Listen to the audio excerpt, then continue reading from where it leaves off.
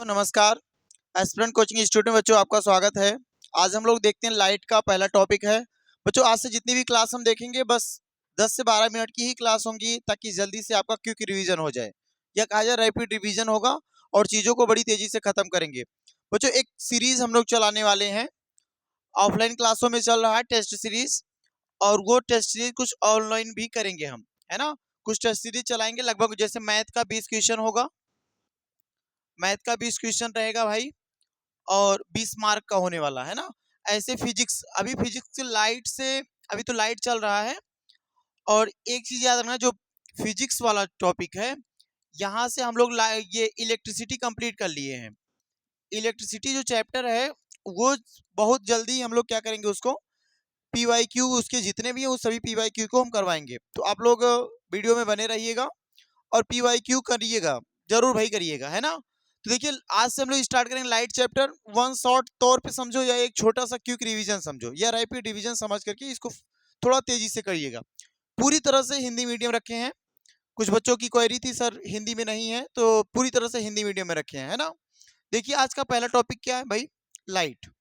Light की definition क्या होगी, पहली बात सुनो लाइट क्या है भाई। चीज देखो क्या, जैसे मेरे यहाँ कुछ लाइट लगी हुई है, अब ये लाइट किसी ऑब्जेक्ट पर पड़ रही है तो ऑब्जेक्ट से देखो ध्यान से, क्या यहाँ पे कोई सोर्स है, लाइट का कोई भाई सोर्स है, और इस सोर्स से अगर ये लाइट निकल रहा है, प्रकाश आ रहा है, तो ये प्रकाश कहीं ना कहीं किसी ऑब्जेक्ट पे पड़ेगा, और जब ऑब्जेक्ट पे प्रकाश पड़ के हमारी आंखों में जाएगा, जब तक हमारी आंखों में प्रकाश नहीं जाएगा भाई तब तक वो वस्तु हमको दिखाई नहीं देगी। तो ये बात बिल्कुल याद रखिएगा कि लाइट कैसे दिखेगी, जब तक वो ऑब्जेक्ट पे पड़ेगी, ऑब्जेक्ट से हमारे नेत्र पे आएगी तभी जाके हम लाइट को देख पाएंगे, अन्यथा लाइट को नहीं देख पाएंगे। तो लाइट की कुछ डिफिनीशन दी गई हैं, कुछ परिभाषाएं हैं।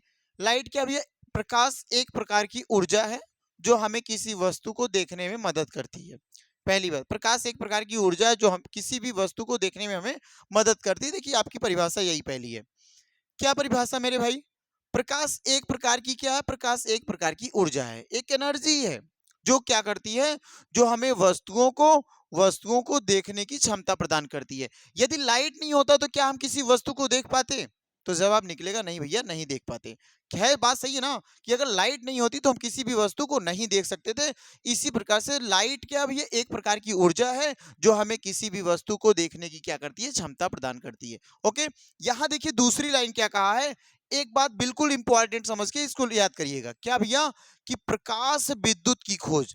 याद रखिए प्रकाश विद्युत की खोज किसने की थी, तो जवाब निकलना चाहिए भैया, प्रकाश विद्युत की खोज हेनरिक रुडोल्फ हर्ट्ज ने की थी। क्या नाम है, हेनरी रुडोल्फ हर्ट्ज ने की थी। किसकी खोज बोलोगे भैया, प्रकाश विद्युत की, है ना। इलेक्ट्रिक लाइट हो जाएगा ना। दूसरी एक और सवाल याद रखना, जो प्रकाश की गति मापी जाती है ना, जो प्रकाश की गति मापने वाले पहले वैज्ञानिक कहाँ के थे, डेनिस के थे, और डेनिस के वैज्ञानिक का नाम क्या भैया, रोमर है। याद रखिएगा, ये भी याद रखिएगा, क्या प्रकाश विद्युत की खोज किसने की, तो बोलोगे जवाब आएगा रुडोल्फ हर्ट्ज ने की थी। प्रकाश की गति मापने की किसने खोज की, तो जवाब आएगा भैया डेनिस के वैज्ञानिक थे, और कौन थे, ओले रोमर थे। क्लियर है ना ये बात। अगली बात देखो दिया है, जो प्रकाश बल्ब, ये तो बच्चा बच्चा जानता है कि प्रकाश बल्ब का आविष्कार किसने किया था। भाई बहुत बच्चा जानता, सब के सब जानते हैं भैया। जो ये प्रकाश बल्ब जो हम लोग कहते हैं ना, बल्ब की खोज किसने की, या प्रकाश बल्ब उसी का नाम दिया गया, बल्ब की खोज किसने की, मेरे भाई बोलेंगे एडिसन ने की। एडिसन कहाँ के वैज्ञानिक थे, तो जवाब निकलना चाहिए अमेरिका के रहने वाले थे। क्लियर है ना यहाँ तक, ये बात बिल्कुल आप समझ पाए होंगे। देखिए भैया आगे क्या दिया गया है, प्रकाश की विशेषताएं। यहां से अगर बोर्ड में आपको एग्जाम में लिखना पड़ जाए तो दो एक पॉइंट लिखेंगे। देखिए आज हम बिल्कुल बेसिक क्या प्रकाश ही के बारे में पूरा का पूरा लिए हैं। अब उसके बाद प्रकाश के बारे में जब पढ़ ले जाएंगे तो परावर्तन पढ़ेंगे, अपवर्तन पढ़ेंगे, फिर उसके बाद दर्पण पढ़ेंगे, तब चीजों को हम एक एक करके बढ़ाएंगे। बस बहुत ज्यादा लंबी वीडियो नहीं रखेंगे, 12 से 15 मिनट के अंदर हम पूरा का पूरा लेसन डेली का डेली 2 3 4 शॉर्ट में खत्म कर देंगे, है ना। यहाँ देखिए क्या प्रकाश की विशेषताएं, एग्जाम में लिखना पड़े तो ये 5 पॉइंट देना, पूरा का पूरा नंबर मिल जाएगा आपको। ध्यान से देखना, प्रकाश क्या, सबसे पहला पॉइंट लिखेंगे भैया, प्रकाश एक प्रकार की ऊर्जा है ना। प्रकाश एक प्रकार की ऊर्जा, या प्रकाश एक ऊर्जा का रूप है, ऐसा बोल दो।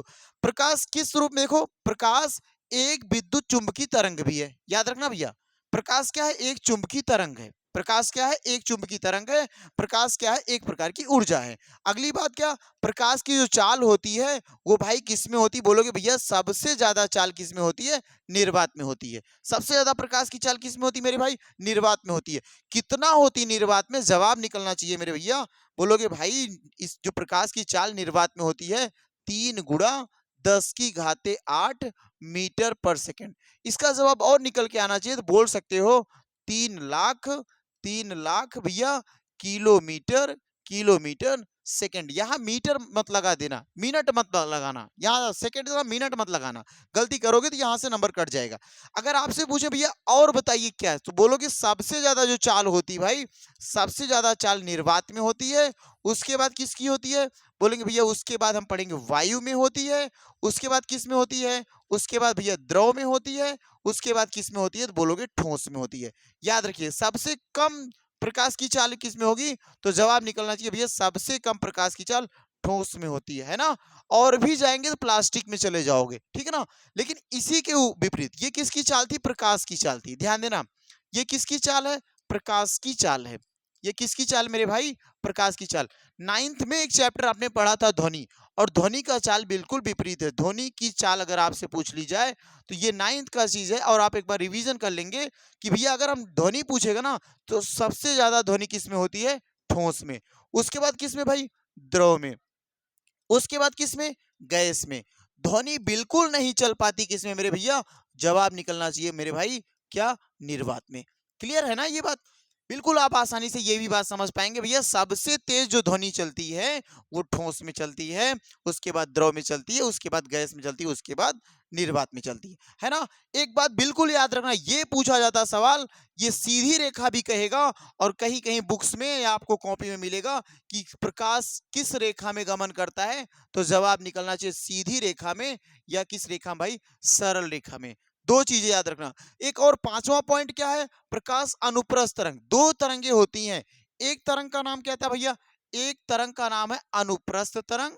एक तरंग का नाम क्या है? अनुप्रस्थ तरंग है। एक तरंग का नाम क्या है?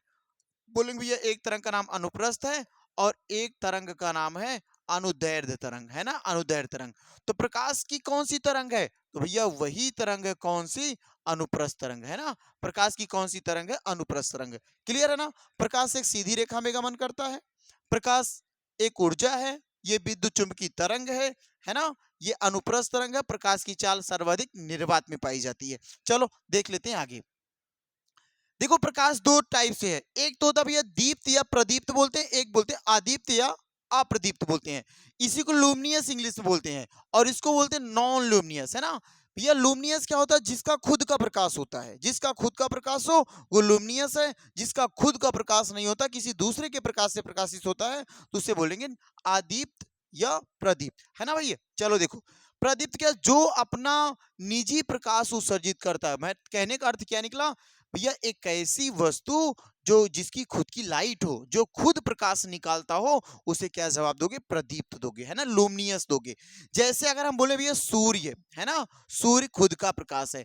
भैया एक लैंप घर में लगाते ना, उस पे भी क्या होता है? खुद का प्रकाश। भैया घर में एक बल्ब लगाते हैं ट्यूबलाइट वाली, उसका खुद का प्रकाश होता है ना।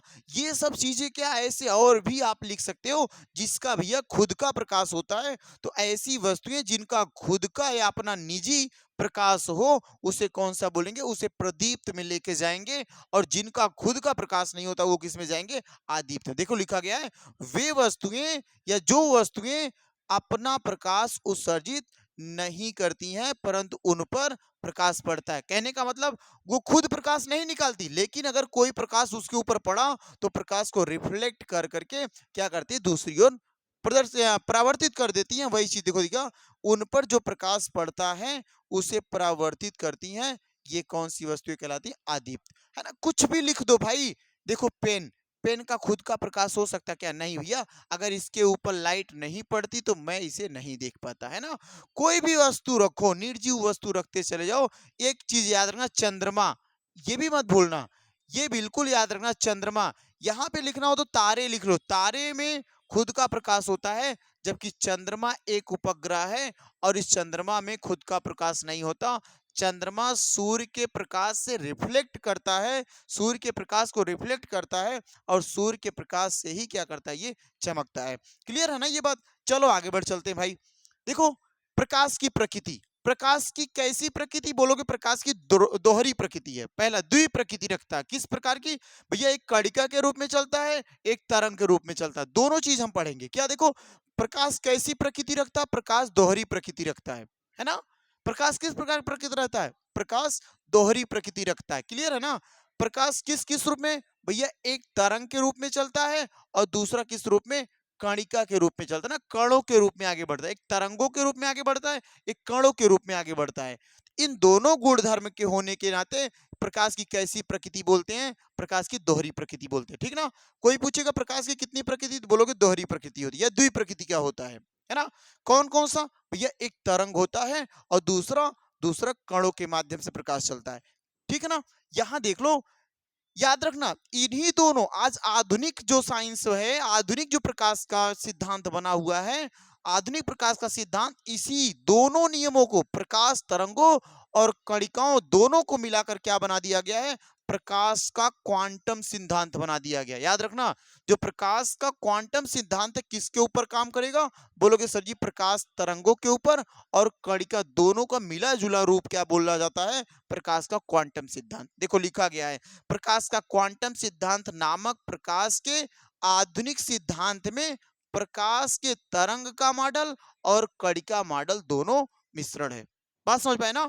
कि अगर आपसे अब कोई पूछेगा कि क्वांटम सिद्धांत किस पे आधारित है, तो जवाब निकल के ना भैया जो प्रकाश का क्वांटम सिद्धांत है तरंग और कणिका दोनों के माध्यम से या दोनों का मिला जुला रूप है। क्लियर है ना? ये देखो अगला टॉपिक। अब देखो तरंग सिद्धांत क्या है, ये तरंग सिद्धांत पढ़ लेते हैं हम। तरंग सिद्धांत क्या कहता है? बोलो कि प्रकाश विद्युत चुंबकीय तरंग है। पहली बात सुन लो, प्रकाश किन तरंगों से मिलकर बना हुआ है? तो जवाब निकलना चाहिए भैया प्रकाश विद्युत चुंबकीय तरंगों से मिलकर बना हुआ है ना। किस तरंगों से? प्रकाश विद्युत चुंबकीय तरंगों से मिलकर बना हुआ। दूसरा जवाब कि प्रकाश तरंगों की चाल काफी अधिक होती है। कितनी अधिक होती है भैया? अभी हमने बताया निर्वात में सर्वाधिक होती है। और निर्वात में कितनी सर्वाधिक होती है? तो जवाब निकला था 3 गुणे 10 की घाते 8 मीटर पर सेकेंड होती है ना। जी देखो क्या, जिसे उसके संचरण के लिए, माने जो प्रकाश जब चलती है उसके चलने के लिए द्रव्यमात्म, देखो द्रव्यात्मक माध्यम का ये होगा ठोस, ठोस द्रव जिसमें कुछ ना कुछ द्रव्य पाया जाए, जिसका कुछ ना कुछ मास हो भाई। द्रव और गैस इनका कुछ ना कुछ मास होता है, कुछ ना कुछ इसका द्रव्यमान होता है। तो द्रव्यमान माध्यम की जरूरत नहीं पड़ती। माने अगर प्रकाश की बात करेंगे, प्रकाश को ना ठोस की जरूरत पड़ती है, ना द्रव की जरूरत पड़ती, ना गैस की जरूरत पड़ती, किसी भी मास की जरूरत नहीं। ठोस द्रव गैस में से किसी भी मास की जरूरत नहीं पड़ती। अगला क्या है? दृश्य प्रकाश तरंग। देखो दृश्य प्रकाश तरंग, तरंग दैर्ध्य बहुत छोटी होती है। अगर आपसे पूछ लिया जाए दृश्य प्रकाश तरंग की जो तरंग दैर्ध्य होती है कितनी छोटी होती है, तो जवाब निकल के आना चाहिए भैया 4 गुणे 10 की घाते -7 से लेकर 8 गुणा 10 की घाते -7 होती है ना। ये भी याद रखिए भाई, 4 गुणा 10 की घाते -7 से लेके 8 गुणे 10 की घाते -7 होती है। क्लियर है ना? ये बात भूलनी नहीं चाहिए। देखो प्रकाश यहां से पूरा का पूरा लिख दोगे ना एग्जाम में, अगर प्रकाश के बारे में पूछा, प्रकाश के बारे में पूरा का पूरा जो ये वन शॉट तरीका है, ये पूरा लिखोगे पूरा का पूरा नंबर आएगा। श्योर, ये जान लीजिए। कणिका सिद्धांत, कणिका सिद्धांत क्या था भैया? प्रकाश कणों का बना हुआ है। कणिका है तो कण से, कण से नाम आए तो बोल दो किससे बना हुआ? कणों से बना हुआ है। बात क्लियर है ना? दूसरी बात, जो उच्च चाल, देखो उच्च चाल से माने बड़ी तेजी से चलता है और कैसी रेखा में चलता है? सीधी रेखा में। कौन? कण, है ना। और गमन करता है। मूल कण जो प्रकाश को परिभाषित करते उन्हें फोटान कहते हैं। इस वजह कभी कभी परिभाषा मिलती है ना, प्रकाश फोटानों, पैकेटों या बंडलों के रूप में चलता है। तो जवाब किससे आएगा? कणिका सिद्धांत से। जो प्रकाश होता है वो उच्च चाल से चलता है, सीधी गति में चलता है। और भैया इसकी जो मूल कण होते हैं ये किसको ही परिभाषा करते हैं? फोटॉन की परिभाषा करते हैं। बात क्लियर है ना? देखिए आगे देखते हैं भैया। अब पढ़ेंगे हम लोग प्रकाश का परावर्तन। क्या पढ़ेंगे? प्रकाश का परावर्तन पढ़ेंगे। उसके बाद हम मिरर पढ़ेंगे। तो बस आज इतनी बड़ी वीडियो रखेंगे, इतना आपको करके भैया इतना काम करना, एक बार इसको दोहरा लेना। और दोहराने के बाद जब अगली क्लास हम पढ़ेंगे प्रकाश की देखो प्रकाश का प्रवर्तन, तो प्रकाश के प्रवर्तन के बारे में और भी मजेदार चीजें मिलेंगी आप ताकि तरीके से कर पाए। तो बस इतना ही करिएगा, थोड़ा सा वीडियो को सब्सक्राइब और भैया लाइक करिएगा और चैनल को थोड़ा सा शेयर भी करिएगा, है ना। चैनल सब्सक्राइब शेयर दोनों करिएगा। चलिए ठीक है, धन्यवाद।